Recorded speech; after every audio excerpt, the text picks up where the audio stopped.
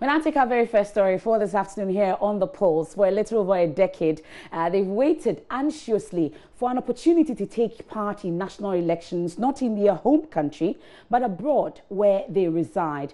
Despite a law allowing their participation passed since 2006, the Electoral Commission is yet to offer all Ghanaians resident abroad an opportunity to participate in national elections. So this is set to change as an Accra High Court today handed the EC 12 months to put in place a constitutional instrument allowing the all Ghanaians resident abroad to vote in the 2020 elections. There's more in the following report.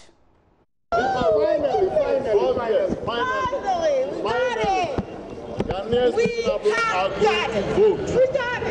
the excitement was visible on the faces of the individuals who had brought the matter before the court and got Justice Anthony Yeboah to rule in their favor.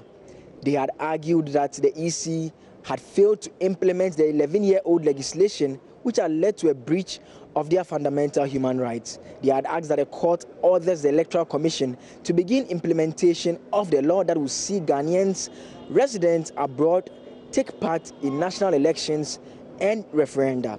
Lawyers for the Electoral Commission had opposed the application.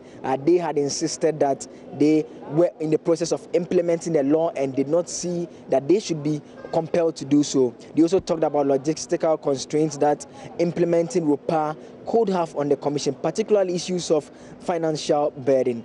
But Justice Anthony Yeboah, in his landmark decision, informed the parties to the case that the Electoral Commission had failed to justify the delay in implementing the law. He described the reasons advanced as unjustified, unreasonable, and saying that the Electoral Commission only demonstrated that it was poor in capacity, that is institutional-wise, if it cannot find solutions to these challenges. He also pointed out that they had failed to show evidence that they had presented a budget to Parliament which passed the legislation and which controls the purse, and had turned down their request for finance to carry out the exercise. The other director at the Electoral Commission and director to the commissioners for that matter is to have them within 12 months ensure that the appropriate constitutional instrument is put in place. Now, 30 days to expiration of this 12-month deadline, if for whatever justifiable reason they cannot have the constitutional instrument put in place, they should communicate to the court and the general public for that matter the reasons for their failure to obey the orders of the court. So, as expected, the individuals who took the matter to the court are excited. We can hear from them as well as their lawyer. We are so thankful for everybody else that, of course, I can remember all the churches, all the people who supported us. This is a big day this is a win for Ghana. We're excited. And very exhaustive decision.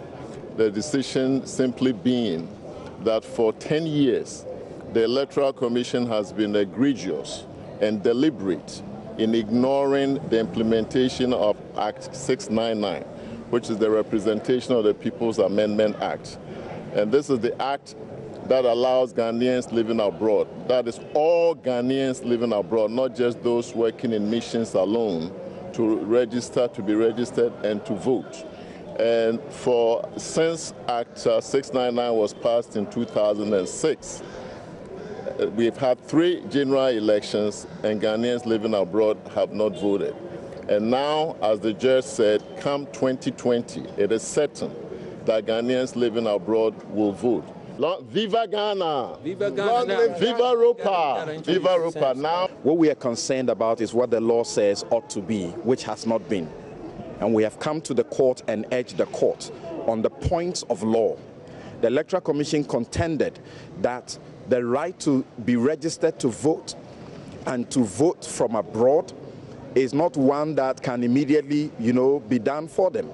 Even though it claims that it had been doing so assiduously, the evidence shows that it has simply been sleeping on the job, or just deliberately not intended in making sure that what Parliament had done was actually, was giving, as it were, what it needed to be done. Number one, they challenge our view that the right to vote is a fundamental human right. The court has heard very clearly that the Supreme Court has already settled this matter, that the right to vote is a fundamental human right. And we didn't come only on the Constitution of Ghana, because the law allows that certain rights that are required for an effective democracy, if they are not here as fundamental human rights, are applicable. So we went all the way to the African Charter. We urged the court on the African Charter, on the Universal Declaration, on the European Convention, and all of those. And the court has held quite rightly those provisions of law. They were of the view also that a mandamus cannot lie to compel the Electoral Commission to do what the law and Parliament says it should do. The court has held rightly that the Supreme Court has been very clear on the matter. Mandamus will lie, and so now mandamus lies. The Electoral Commission has 12 calendar months to ensure that the right legislative instrument is put before Parliament, outlining the modalities for the operationalization or implementation of the rights of these people or these persons, our brothers and sisters abroad, to be able to be registered from wherever they are and to vote from wherever they are. It's as simple as that. They have a window, the 30-day to expiration, if they have any challenge. They are supposed to come to the court and explain to the entire public why that is so. The point is that the directive is, and the order is specifically to the individual commissioners. It is directed to the individual commissioners because if they disobey the orders of the courts, they will be in contempt of courts and they will be hauled before the court. So they have no option in this. So the question remains whether the EC is able to implement this law when it hasn't been able to implement it for the past 11 years. They have only 2 years to be able to do so. We'll be interrogating this matter further. But let's move away from that story. One person held her from behind whilst lying on the bed. 2 others split her legs open, whilst 4 young men took turns to forcibly have sex with her. Those are the concerns of a disgusting gun rape video that has gone viral. This afternoon, the police say they've launched investigations into the matter. So a special CID team has been constituted to analyze the video and identify the perpetrators. So here's the full statement we'll get to you. So it says the police has intercepted a video of said use appears to be a gang rape involving a young lady and at least 4 men. In view of the serious nature of it, it looks like the CID headquarters has set up a team to analyze the video with the aim of identifying those involved and get them arrested for the necessary legal processes to be taken. The police CID is therefore appealing to all media houses and those in to stop, circulating this video, since it is an offense to circulate such offensive materials. So anybody with any relevant information should personally report to the cybercrime unit of the CID headquarters for further action on that. So Olivia Texan, Assistant Superintendent of Police Public Affairs, actually issued that statement. We'll be getting more on that, more details on that after this break.